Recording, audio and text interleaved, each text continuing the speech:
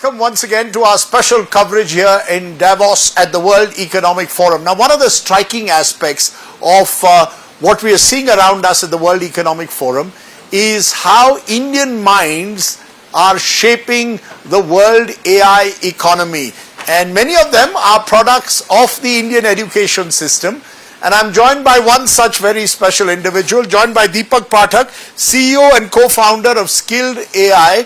Deepak is a Bareilly boy, went to IIT Kanpur and is now leading a company that's building software that can act as a general purpose brain for robots.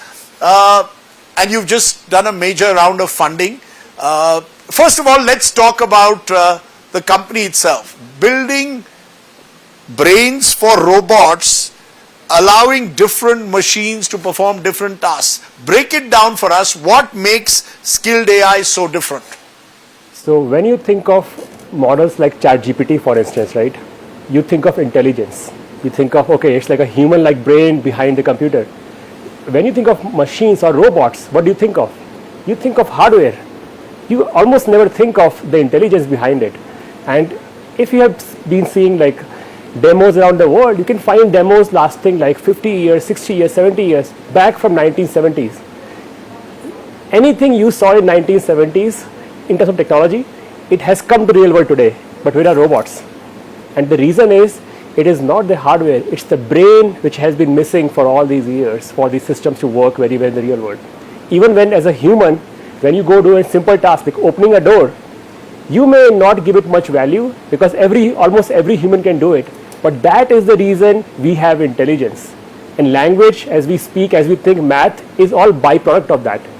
So break it down further. You're saying you're creating robots with brains. Yes. Am I correct? Brain for robots. Like it's a single model. You're creating brains for robots, which will enable them to do what humans can do. What humans can do. So effectively, you'll replace humans. Now, there are those who are listening who'll fear, that tasks which today are done by humans, if Skild AI scales up, robots will take over. Give me an example of what your robots will do, which humans are doing at the moment. Well, if you put it that way, it seems pretty sensational, but we are very far from the general capability.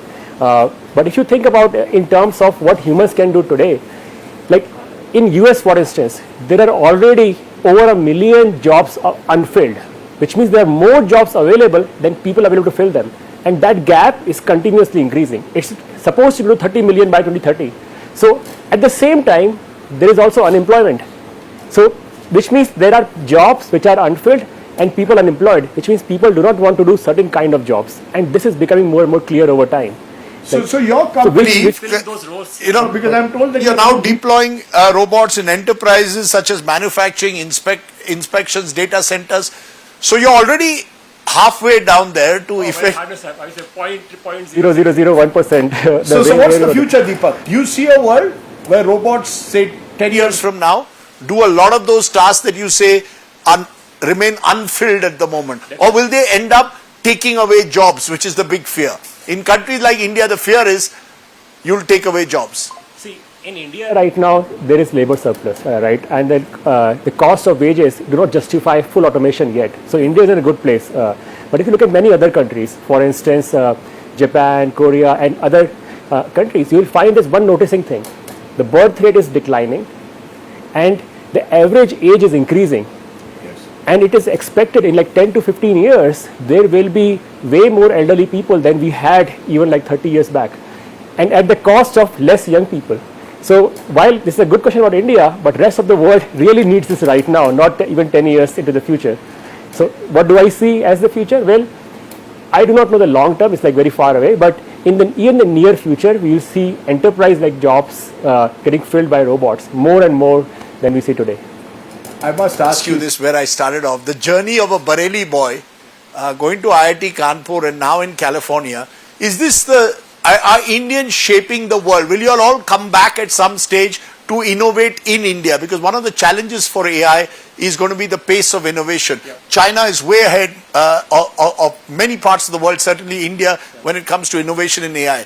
Will many of you want to come back? Will you partner with companies in India? Do you see that as your vision? We already opened an office in India, in Bangalore, and we are already actively hiring in this space. I think one thing I would say is, usually if you look at something already is happening outside, we tend to build the same thing in-house. But in case of India, we have to think from first principles. Like for instance, if you look at the current manufacturing, the hardware side of things, China has major lead compared to any other country. Like their supply chain, rare earth metals, with the global trade war and all the sanctions going on, there is always, everybody is looking for next player beyond China where manufacturing can increase. And India is a great contender in that field. Why? Because India already has big automotive market, manufacturing. You have electronics. For robotics, it's not yet there in any country in a major way, but India can have a chance, like they can surpass everybody because of automotive manufacturing. They can piggyback on the supply chain, electronic supply chain, and we're already trying to encourage that in India. Do you have a picture of one of your new age robots that you can show our viewers? Well, I don't have right now. I don't carry the photo, but I have given the videos, so they can. Yeah, so we're going to use your videos over the conversation because it is transformative. And as I said, it's great to see young Indians. How old? When I first saw Deepak entering the studio, I wasn't sure whether some intern was just walking in. Then I realized he's a CEO and a co-founder of one of the cutting-edge robotic companies. How old are you now? 33. 33. Well, that's... 4 maybe, I don't know. Plus minus 1. Okay, but it's great to have you on the show, Deepak, and giving us a sense of what this new age of robotics is going to do. Thanks very much for joining me at the World Economic Forum. As you can see, these are the new minds that are shaping a new world. Rajdeep Sardesai in Davos for India Today.